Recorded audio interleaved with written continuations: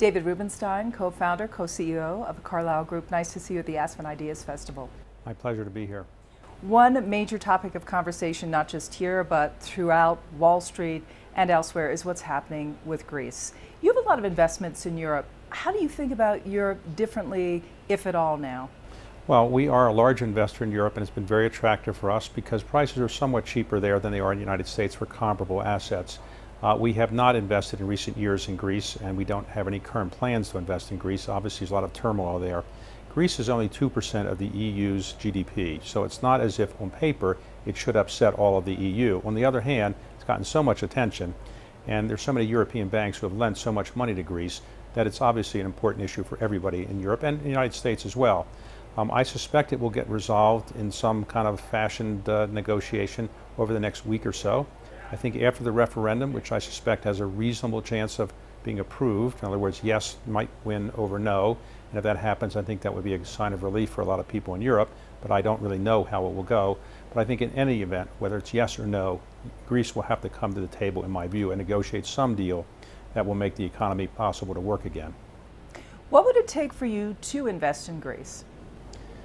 Well, Greece has not been that great a place to invest for private equity overall. I would say there aren't that many opportunities, so we just probably don't have people on the ground there. We don't like to invest where we don't have people on the ground, therefore knowing what's going on. So it would take a lot more than I've seen currently that make me want to invest in Greece. Some unusual opportunity came along, but it's not something on our horizon today. Where are you in terms of the investing cycle in Europe overall? As long as there's still money being pushed into the system, is it still attractive? Well, prices are high in Europe and the United States for buyouts, obviously. Now, there's a lot of M&A transactions in the United States and Europe because strategics are buying a lot and doing mergers and acquisitions. But private equity people have been nervous about paying double-digit cash flow multiples to buy companies. So we have moved very warily. On the other hand, I think there are some good opportunities there because there are some companies, for example, in Europe, where the company might be based in Europe. A lot of the opportunities are actually outside of Europe for that company, and we've done a number of those deals. How about real estate right now? Well, in the United States, I think real estate is an attractive investment. We've been a large investor in real estate for many, many years in the opportunistic area, and we think that's a very attractive business. So we tend to get pretty high rates of return for real estate. Real estate is by nature a 4 to 6% rate of return business. Opportunistic tries to get closer to 20% rates of return, and that's been a reasonably good business for us.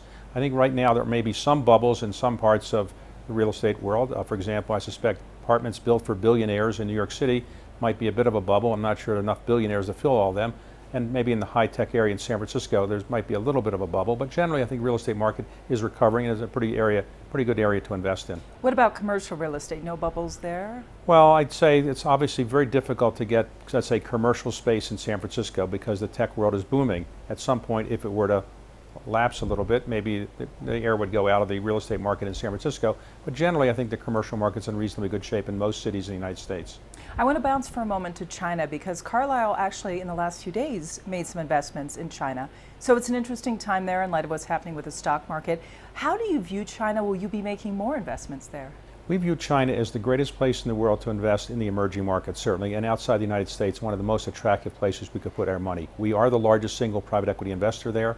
We've done 88 transactions and put about $6 billion of equity into China over the years. So it's been very profitable for us, and I think it's been good for the Chinese people because we've improved some companies and ultimately the Chinese economy's benefited from that. We will continue to be an active investor in China. We've made a number of announcements recently, and we have a number of other things in the works. We have a lot of people on the ground there. More than 10% of our entire workforce is Chinese and in China.